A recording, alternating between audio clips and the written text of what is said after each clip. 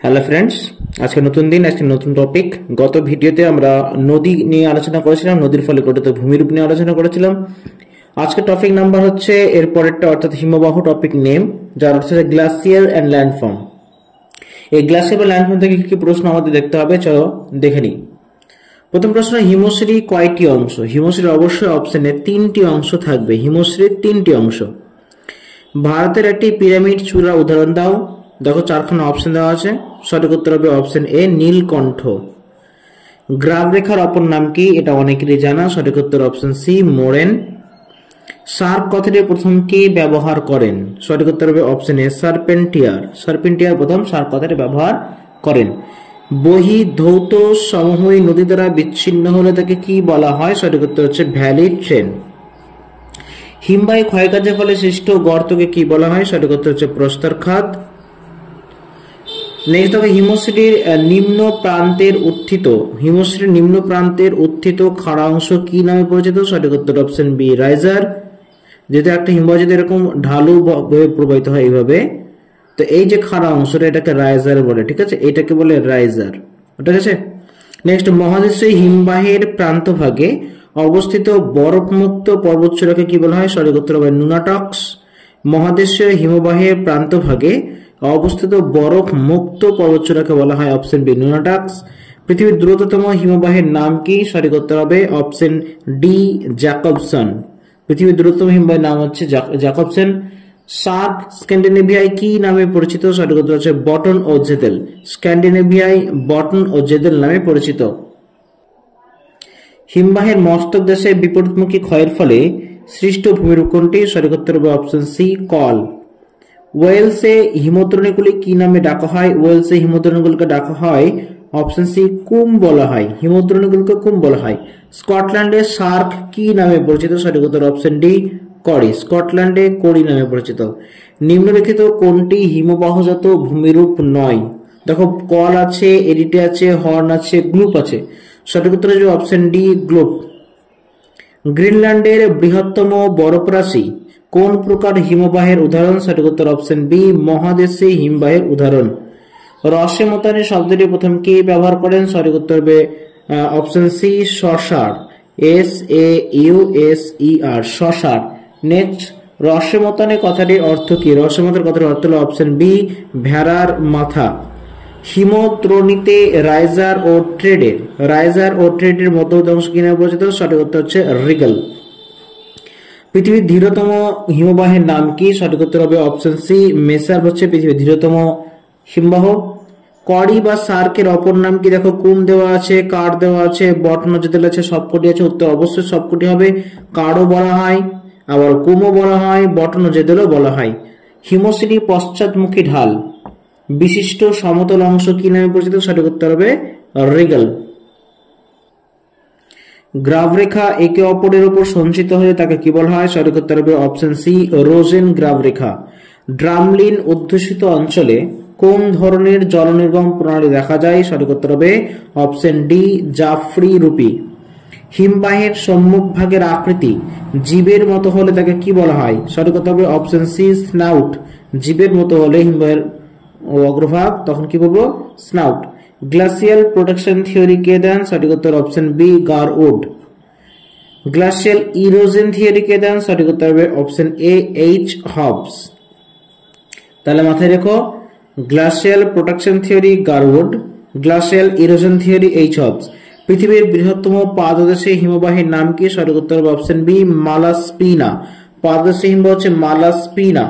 পৃথিবীর বৃহত্তম মহাদেশীয় হিমবাহের নাম কি? সঠিক উত্তর হচ্ছে ল্যাম্বার্ড। ল্যাম্বার্ড কোনটি হিমবাহের ক্ষয়কার্য প্রক্রিয়া নয়? সঠিক উত্তর অপশন সি দ্রবণ। দ্রবণ প্রক্রিয়া, দ্রবণের জন্য হয় না, ক্ষয়কার্য হয় না। কড়ি ফ্রান্সে কি নামে পরিচিত? সঠিক উত্তর হবে শার্ক। এই যে কড়ি নামটা শার্ক বলা হচ্ছে, সেটা কিন্তু অবশ্যই ফ্রান্সে। কড়ি জার্মানিতে কি নামে পরিচিত? সঠিক উত্তর অপশন বি কার। জার্মানিতে কার বলা হয়। কোনটি অ্যাম্পি থিয়েটারের আকৃতির ভূমিরূপ? সঠিক উত্তর অপশন এ কড়ি। দুটি কড়ির মধ্যবর্তী সংকীর্ণ তীক্ষ্ণ অংশের নাম কি? সঠিক উত্তর হবে অপশন এ এরিটি। পিরামিড চূড়ার অপর নাম কি? পিরামিড চূড়ার অপর নাম হচ্ছে অপশন সি হর্ন। হিমবাহ গলিত পদার্থ শৈলশিলার মধ্যে অবস্থান করলে তাকে কি বলা হয়? সঠিক উত্তর হবে অপশন এ এসকার। নেক্সট, রসে মোতানে যে ঢালটি মৃদু ও মসৃণ প্রকৃতি তার নাম কি? সঠিক উত্তর হবে অপশন এ স্টস। প্যাটার্নস্টার হ্রদের নামকরণ কে করেন?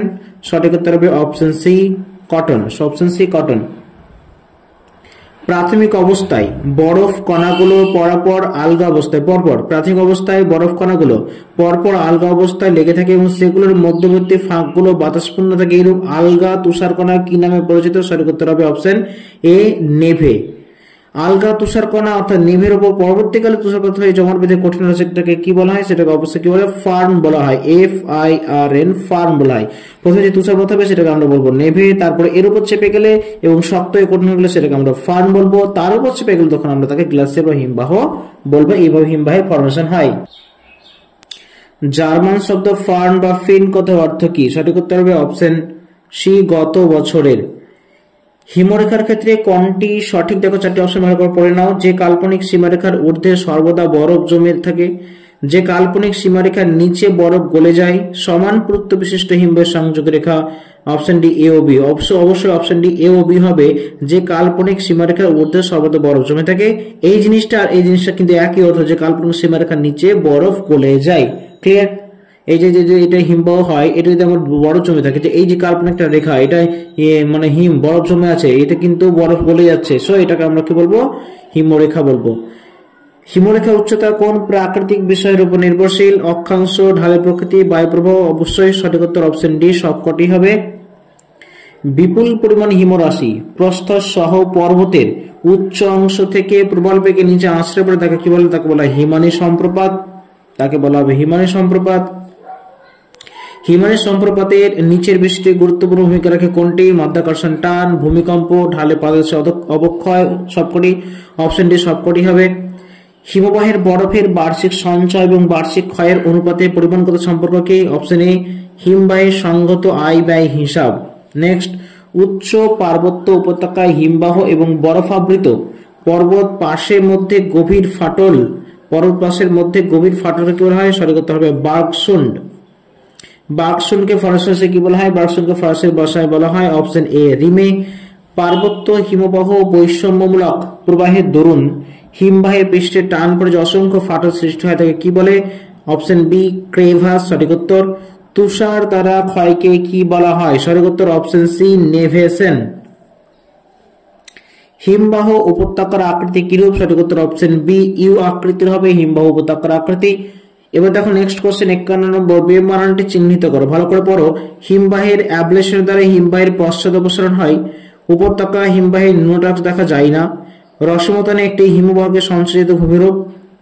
পাহাড় সদৃশ্য ভাষণ বড় বিস্তূপকে হিমশৈল বলে। সঠিক উত্তর হবে অপশন সি রসে মোতানে একটি হিমবাহ সঞ্চারিত ভূমিরূপ। হিমবাহ ও পর্বতগাত্রের মধ্যে সৃষ্ট এক বিশেষ প্রকৃতির ফাটল যা সূর্যতাপে শার্ক হিমবাহ গলে গেলে সৃষ্টি থেকে কি বলে? সঠিক উত্তর অপশন সি র্যান্ড ক্লাফট। মাথায় রেখো র্যান্ড ক্লাফট।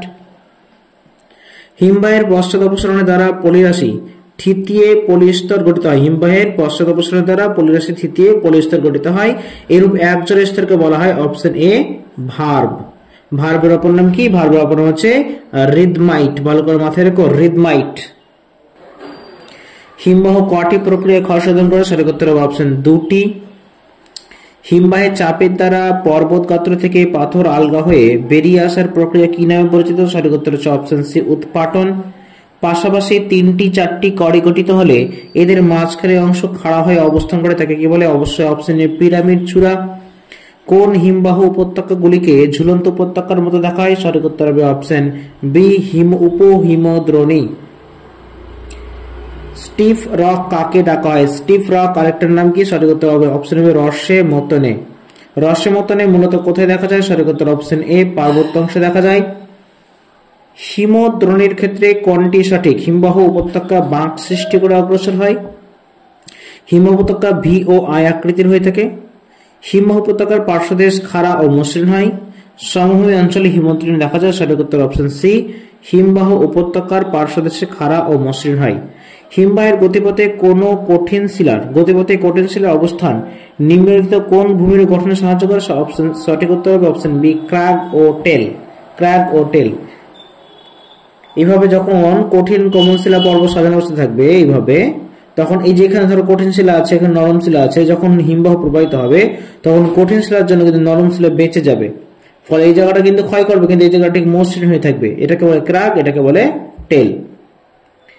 ক্রাক ও টেলের মধ্যে একটি কোনটি কঠিন শিলাস্তর? সঠিক উত্তর অপশন এ। ক্রাক হচ্ছে কঠিন শিলাস্তর, এটাকে ক্রাক বলছে, এটাকে টেল বলছে। ক্রাক ও টেলের কোনটি খাঁজ কাটা অমসৃণ প্রকৃতির হয়? সঠিক উত্তর অপশন এ ক্রাক, যেহেতু এখানে ঘর্ষণটা বেশি হয়। হিমদ্রোণী সঠিকভাবে দেখানোর জন্য কোন ধরনের চিত্রের প্রয়োজন? সঠিক উত্তর অপশন এ দৈর্ঘ্য বরাবর পার্শ্ব চিত্রের প্রয়োজন। পার্বত্য উপত্যকার উভয় দিকে নেমে আসা ও সম্মুখভাগ উল্লম্বভাবে কাটা পর্বতের অবিক্ষিপ্তাংশ কি নামে পরিচিত? সঠিক উত্তর অপশন এ সি পলকাটা। কোমল শিলাস্তরের ওপর হিমবাহ কর্তৃক সৃষ্ট সুদীর্ঘ সুগভীর গর্ত বা খাত কি নামে পরিচিত? সঠিক উত্তর হবে হিম পরীক্ষাও হবে, আবার আবর্ত রেখা হবে। তো সঠিক উত্তর হবে অপশন ডি এ ও বি উভয়, হিম পরীক্ষা এবং আবর্ত রেখা। গলনশীল হিমবাহ থেকে সৃষ্ট জলধারা বাহিত ক্ষয়জাত পদার্থ স্তরে স্তরে সঞ্চিত হলে তাকে কি বলে? সঠিক উত্তর অপশন বি স্তরিত অবক্ষেপ। নিম্নলিখিত কোনটি হিমবাহ দ্বারা উচ্চ পার্বত্য অঞ্চলে সৃষ্ট সঞ্চয়জাত ভূমিরূপ? সঠিক উত্তর অপশন সি অপশন এ গ্রাব রেখা। উচ্চ পার্বত্য অঞ্চলে হিমবাহের ক্ষয়প্রাপ্ত পদার্থের সঞ্চয় কি নামে পরিচিত? সঠিক উত্তর হবে গ্রাব রেখা বা মোড়েন, যেটাকে আমরা বলি। হিমবাহের শেষ প্রান্তে ক্ষয়জাত পদার্থ সঞ্চিত হয়ে কোন ত্রিকোণাকার ভূমিরূপ তৈরি করে? সঠিক উত্তর অপশন বি কেম। বহিবিধূত সমভূমির মধ্যে থাকা হিমরাশি গলে গেলে যে গর্ত তৈরি করে তাকে কি নামে পরিচিত? সেটা হচ্ছে কেটেল। পর্বতের পাদদেশে হিমবাহ দ্বারা বাহিত বিভিন্ন ক্ষয়জাত পদার্থের সঞ্চয়ের দ্বারা উল্টানো নৌকা সদৃশ্য ভূমিরূপটি কি? সঠিক উত্তর হবে অপশন সি ড্রামলিন। ড্রামলিন এইভাবে অনেকগুলো ড্রামলিন থাকা ডিম ভর্তি ঝুড়ির মতো বলে মনে হয়, ওই জন্য বলা হয়। পরবর্তী প্রশ্ন, basket of egg rocks relief নামে পরিচিত কোনটি? সঠিক উত্তর হবে অপশন সি ড্রামলিন। ড্রামলিন অধ্যুষিত অঞ্চলে কোন জল নির্গম প্রণালী গড়ে ওঠে? সঠিক উত্তর হবে অপশন বি জাফরি রূপী। ড্রামলিনের ক্ষেত্রে কোনটি সঠিক? সেটা অপশন ভালো করে পড়ে নাও। ড্রামলিনের হিমবাহ প্রবাহের দিকটি অমসৃণ এবং বিপরীত দিকে মসৃণ। ড্রামলিন পর্বতের পাদদেশে অংশে দেখা যায়। বোল্ডার ক্লে ড্রামলিন গঠনে সহায়তা করে থাকে। অপশন ডি সবকটি, অবশ্যই অপশন ডি সবকটি সঠিক উত্তর। পর্বতের পাদদেশে হিমবাহ গলিত জলরাশি বালি কাদা ও প্রস্তরখণ্ড বিশাল অঞ্চল জুড়ে সঞ্চিত হয়ে যে সমভূমি গঠন করে তাকে কি বলা হয়? সঠিক উত্তর হবে অপশন এ বহিবিধূত সমভূমি, যাকে ইংরেজিতে বলা হয় আউট ওয়াশ প্লেন। কি বলা হয়? ইংরেজিতে বলা হয় আউট ওয়াশ প্লেন।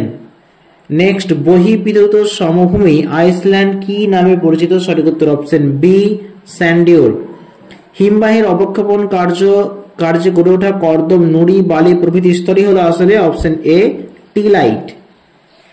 হিমবাহ ও জলধারা সম্মিলিত অবক্ষেপণের ফলে গঠিত ভূমির কোনটি? সঠিক উত্তর দেখো কেমো হবে, আউট অফ সমপ্লেনও হবে, কেটল হবে। তো অপশন ডি হবে সবকটি ঠিক।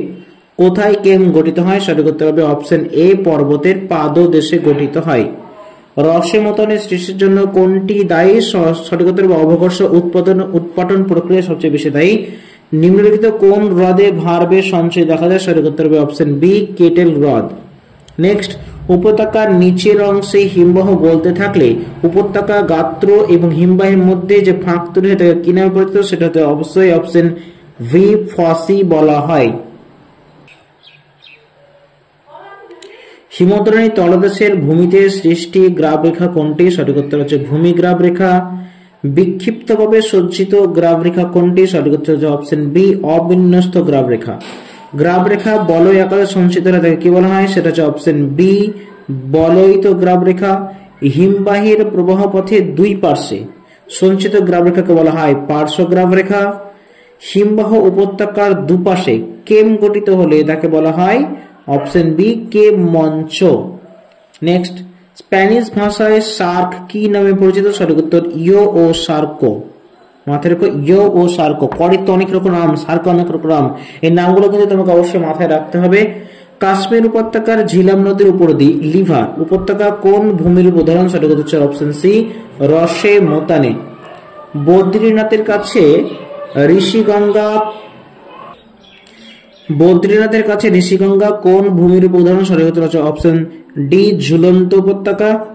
সঠিক ক্রমটি চিহ্নিত করো ভালো করে দেখো। Riser riegel tread, riegel riser tread, tread riser riegel, riser tread riegel. সঠিক উত্তর হবে অপশন এ রাইজার রিগেল তারপর ট্রেড।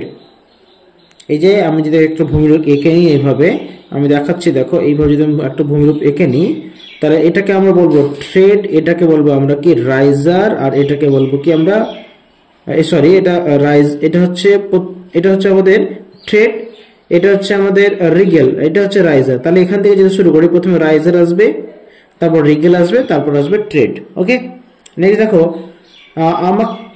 আমাকে আরাম কেদার মতো দেখতে, জার্মানিতে আমাকে কার বলা হয়, আমি কে, সঠিক উত্তর অপশন এ সার্ক। এরকম ধরনের প্রশ্ন থাকতে পারে। ফাটলের দৈর্ঘ্য ও গভীরতার বিচারের সঠিক ক্রম কোনটি, সঠিক উত্তর দেখো আগে অপশনগুলো পড়ে নাও ভালো করে। বার্কসুন্ড, র্যান্ডক্লাফট, ক্রেভাস, বার্কসুন্ড, বার্কসুন্ড, ক্রেভাস, র্যান্ডক্রাফট, বার্কসুন্ড, ক্রেভাস। সঠিক উত্তর হবে অপশন সি, বার্কসুন্ড, ক্রেভাস ও র্যান্ডক্রাফট। সাধারণ কোন সময়ে বার্কসুন্ড সৃষ্টি হয়, সঠিক উত্তর হবে অপশন সি, গ্রীষ্মকালে। কোন মহাদেশে হিমবাহের, কোনটি মহাদেশে হিমবাহের বৈশিষ্ট্য নয়, আমি ডিরেক্টলি উত্তর বলে দিই তোমাদের, অপশন সি, মহাদেশে হিমবাহ গাত্রে বার্কসুন্ড ও ক্রেভাস দেখা যায়। কম ঘনত্ব থেকে বেশি ঘনত্ব অনুযায়ী সঠিক ক্রম কোনটি, বরফ, নেভে, ফার্ন, বরফ, ফার্ন, নেভে, বরফ, নেভে, বরফ, ফার্ন। সঠিক উত্তর অপশন বি, প্রথমে নেভে আসবে, প্রথমে যে তুষারপাত হয় সেটা নেভে, তারপর আবার তুষারপাত পড়লে জমে কঠিন হয় সেটা ফার্ন, এবং তারপর আবার যদি তুষারপাত হয় তবে সেখানে বরফ তৈরি হবে। হিমালয়ের হিমবাহগুলিকে কি নামে ডাকা হয়, সঠিক উত্তর হবে অপশন এ, হিমাল। হিমালয় থেকে হিমাল। কাশ্মীরের পাহেলগাম অঞ্চলে কোন ভূমিরূপ দেখা যায়, সঠিক উত্তর অপশন এ, আগামুখ। হিমবাহের তলদেশের খাতের মধ্যে গ্রীষ্মকালে যে জল নিষ্কাশন হয় তাকে কি বলে, সঠিক উত্তর অপশন সি, জকুল হল্ফ। তুষার থেকে কঠিন বরফে পরিণত হতে কত বছর সময় লাগে, মোটামুটি 5 থেকে 50%। অপশন এ সঠিক উত্তর। হিমবাহের গড় গতিবেগ কত, সঠিক উত্তর 3 থেকে 300 মিটার পার বছরে হিমবাহের গড় গতিবেগ, খুব ধীর প্রক্রিয়া। নেক্সট হচ্ছে গ্লাসিও ফ্লুভিয়াল ভূমিরূপ কোনটি, সঠিক উত্তর অপশন দেখো বহির্বিদ্যুৎ সময় এটা হবে, কে মঞ্চ হবে, কেটল হবে, তো সঠিক উত্তর অপশন ডি সবকটি। কাকে হিমবাহের বদ্বীপ বলা হয়, সঠিক উত্তর অপশন এ হবে, কেম। তো আমরা দেখে নিলাম হিমবাহ থেকে কি প্রশ্ন হতে পারে। অবশ্যই এর সঙ্গে সঙ্গে আমি বলবো টেক্সটটাকে ঘুঁটিয়ে পড়ো, তারপর তোমার জ্ঞান যাচাই করার জন্য অবশ্যই এমসিকিউ গুলো উদ্ধার করে নাও, এবং প্রত্যেকদিন এই এমসিকিউ গুলো কিন্তু অভ্যাস করতে হবে। একবার করে ঘুমোতে যাওয়ার আগে হলেও একবার এই অবশ্যই এমসিকিউ গুলো দেখে যাবে, তাহলে তোমার ধারণা ক্লিয়ার হয়ে যাবে। সো আজকের মতো এখানে সমাপ্ত করলাম। আমরা পরবর্তীকালে আমরা বায়ুর কাজ নিয়ে আলোচনা করবো। তো আজকে এখানে রাখছি। Thank you so much.